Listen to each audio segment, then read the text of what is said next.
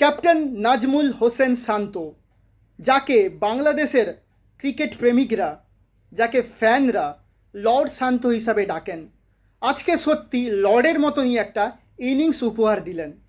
দারুণ, এক কথায় অনবদ্য। আজকে ওয়ানডে স্টাইলে তিনি 60 বলে যে 51 রানের ইনিংস খেলেছে তা দেখলে দু চোখ জুড়িয়ে যাবে। তিনি 4 মেরেছেন 4টি এবং 3টি বিশাল ছক্কা হাঁকিয়েছেন। তার মধ্যে আর রসনিনকে ডাউন দ্য ট্র্যাক এসে যে ছক্কাটা তিনি হাঁকিয়েছেন না, সত্যি অনেক অনেক দিন মনে থাকবে ওই ছক্কা। এই লর্ড শান্তের ব্যাটিং দেখে আজকে আমি সত্যিই অভিভূত।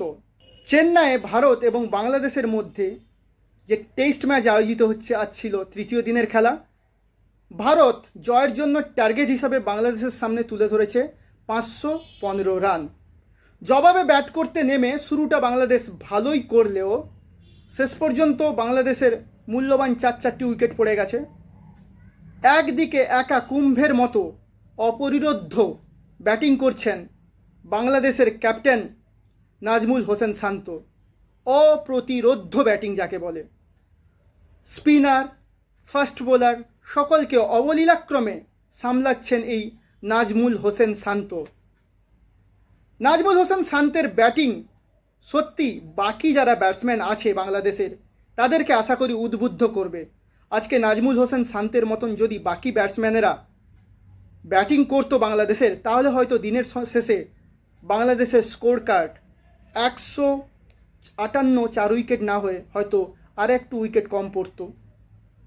আশা করা যায় বাংলাদেশের ক্যাপ্টেন তার যে এই ইনিংস আরও দীর্ঘায়িত করবে, কালকে অ্যাটলিস্ট সেঞ্চুরিটা করবে এবং বাংলাদেশের যে বাকি ব্যাটসম্যানেরা আছে এই ইনিংস দেখে উদ্বুদ্ধ হয়ে তারা আরও ভালো খেলার চেষ্টা করবে।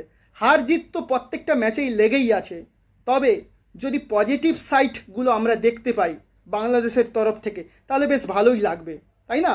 তো বাংলাদেশ আজকে ভালো ক্রিকেট উপহার দেওয়ার চেষ্টা করেছে।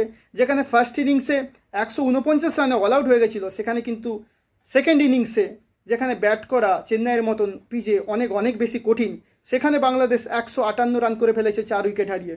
সত্যি বাংলাদেশের এই ব্যাটিং যে পরিবর্তন বা ব্যাটিংয়ে যে উন্নতি বাংলাদেশ করেছে তা আমাকে অভিভূত করেছে। দারুণ লেগেছে বাংলাদেশের ব্যাটিং। বাকি কালকে ভালো করতে পারলে আরও ভালো। দেখা যাক, আমরা তো চাই খেলাটা জমে উঠুক, খেলাটার লড়াই যে হবে সিয়ানে সিয়ানে হোক, তাহলেই তো খেলা, তাহলেই তো জমবে। এক পেশে খেলা কার দেখতে ভালো লাগে বলুন তো? আমাদের আজকের এই ভিডিওটি যদি আপনাদের দর্শক বন্ধু ভালো লেগে থাকে তাহলে অবশ্যই আমাদের আজকের এই ভিডিওটিতে আপনারা লাইক করবেন, ভিডিওটিতে কমেন্ট করবেন এবং আমাদের এই ভিডিওটি শেয়ার করে দেবেন। অবশেষে বাংলাদেশের ক্রিকেট প্রেমিক বন্ধুদের জন্য রইল শুভকামনা এবং ভারতীয় ক্রিকেট প্রেমিক বন্ধুদের জন্যও রইল শুভকামনা। আপনারা সকলে ভালো থাকবেন।